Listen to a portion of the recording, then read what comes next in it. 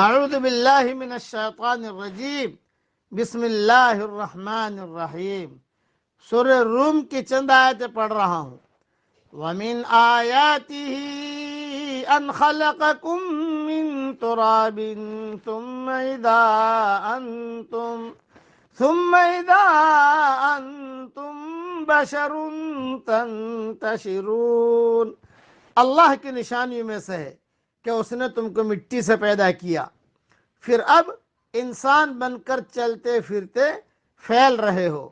وَمِنْ آيَاتِهِ أَنْ خَلَقَ لَكُم مِّنْ أَنفُسِكُمْ أَزْوَاجًا لِتَسْكُنُوا إِلَيْهَا وَجَعَلَ بَيْنَكُم مَّوَدَّةً وَرَحْمَةً، اور اس کی نشانیوں میں سے ہے کہ تمہاری جنس سے بیویاں پیدا کی تاکہ تم ان سے آرام پاؤ۔ اس نے تمہارے درمیان محبت اور ہمدردی قائم کر دی۔ ان فی ذالک لآیات لقوم یتفکرون، یقیناً غور و فکر کرنے والوں کے لیے اس میں بہت سی نشانیاں ہیں۔ وَمِنْ آيَاتِهِ خَلْقُ السَّمَاوَاتِ وَالْأَرْضِ وَاخْتِلَافُ أَلْسِنَتِكُمْ وَأَلْوَانِكُمْ، اس کی قدرت کی نشانیوں میں سے آسمانوں اور زمین کی پیدائش اور تمہاری زبانوں اور رنگتوں کا اختلاف بھی ہے۔ ان فی ذالک لآیات للعالمین، دانش مندوں کے لیے اس میں یقیناً بڑی نشانیاں ہیں۔ وَمِنْ آيَاتِهِ مَنَامُكُمْ بِاللَّيْلِ وَالنَّهَارِ وَابْتِغَاؤُكُمْ مِنْ فَضْلِهِ، اور بھی اس کی قدرت کی نشانی تمہاری راتوں اور دن کی نیند میں ہے، اور اس کے فضل یعنی روزی کو تمہارا تلاش کرنا بھی ہے۔ ان فی ذالک لآیات لقوم یسمعون، جو لوگ کان لگا کر سننے کے عادی ہیں ان کے لیے اس میں بہت سی نشانیاں ہیں۔ وَمِنْ آيَاتِهِ يُرِيكُمُ الْبَرْقَ خَوْفًا وَطَمَعًا وَيُنَزِّلُ مِنَ السَّمَاءِ مَاءً فَيُحْيِي بِهِ الْأَرْضَ بَعْدَ مَوْتِهَا، اور اس کی نشانیوں میں سے ایک یہ بھی ہے کہ وہ تمہیں ڈرانے اور امیدوار بنانے کے لیے بجلیاں دکھاتا ہے اور آسمان سے بارش برساتا ہے اور اس سے مردہ زمین کو زندہ کرتا ہے۔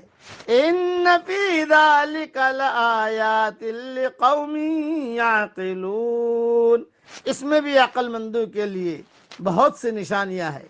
وَمِنْ آیَاتِهِ أَن تَقُومَ السَّمَاءُ وَالْأَرْضُ بِأَمْرِهِ، اس کی ایک نشانی یہ بھی ہے کہ آسمان اور زمین اسی کے حکم سے قائم ہے۔ ثم اذا دعاكم دعوة من الارض اذا انتم تخرجون، پھر جب وہ تمہیں آواز دے گا صرف ایک بار کی آواز کے ساتھ ہی تم سب زمین سے نکل آؤ گے۔ وَلَهُ مَن فِي السَّمَاوَاتِ وَالْأَرْضِ، اور زمین اور آسمان کے ہر چیز اس کی ملکیت ہے۔ كُلٌّ لَهُ قَانِتُونَ، اور ہر ایک اس کے فرمان کے ماتحت ہے۔ وَهُوَ الَّذِي يَبْدَأُ الْخَلْقَ ثُمَّ يُعِيدُهُ وَهُوَ أَهْوَنُ عَلَيْهِ، وہی ہے جو اول بار مخلوق کو پیدا کرتا ہے پھر سے دوبارہ پیدا کرے گا، اور یہ تو اس پر بہت ہی آسان ہے۔ وَلَهُ الْمَثَلُ الْأَعْلَى فِي السَّمَاوَاتِ وَالْأَرْضِ، اسی کی بہترین اور اعلیٰ صفت ہے آسمانوں میں اور زمین میں بھی۔ وَهُوَ الْعَزِيزُ الْحَكِيمُ، اور وہی غلبے والا اور حکمت والا ہے۔ اس کی تفصیل اور تشریح انشاءاللہ ریاض التفسیر میں بہت شاندار لکھ رہا ہوں، انشاءاللہ وہاں دیکھ لینا۔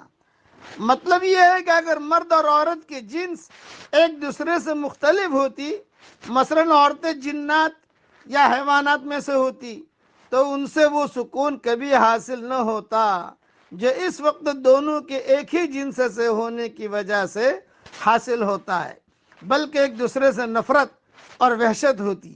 یہ اللہ تعالیٰ کی کمال رحمت ہے کہ اس نے انسانوں کی بیویاں انسان ہی بنائی۔ مردوں کی شادیاں گدھوں سے ہو جاتی، گدھوں کی شادیاں عورتوں سے ہو جاتی، جناتوں کی شادیاں انسانوں سے ہو جاتی، انسانوں کی شادیاں جناتن سے ہو جاتی، تو کتنا ٹینشن ہو جاتا۔ یہ سمجھانے کے لیے میں نے بتایا، یعنی تمہاری جنس سے عورتیں پیدا کی تاکہ وہ تمہاری بیویاں بنے اور تم جوڑا جوڑا ہو جاؤ۔ زوج عربی میں جوڑے کو کہتے ہیں، اس اعتبار سے مرد عورت کے لیے اور عورت مرد کے لیے زوج ہے۔ عورتوں کے جنس بشر ہونے کا مطلب یہ ہے کہ دنیا کی پہلی عورت حضرت حوا کو حضرت آدم علیہ السلام کی بائیں پسلی سے پیدا کیا گیا، دونوں سے نسل انسانی کا سلسلہ چلا۔ اللہ تعالیٰ ان نشانیوں پر ہم سب کو یقین کرنے کی توفیق عطا فرمائے، آمین۔ وآخر دعوانا ان الحمد للہ رب العالمین۔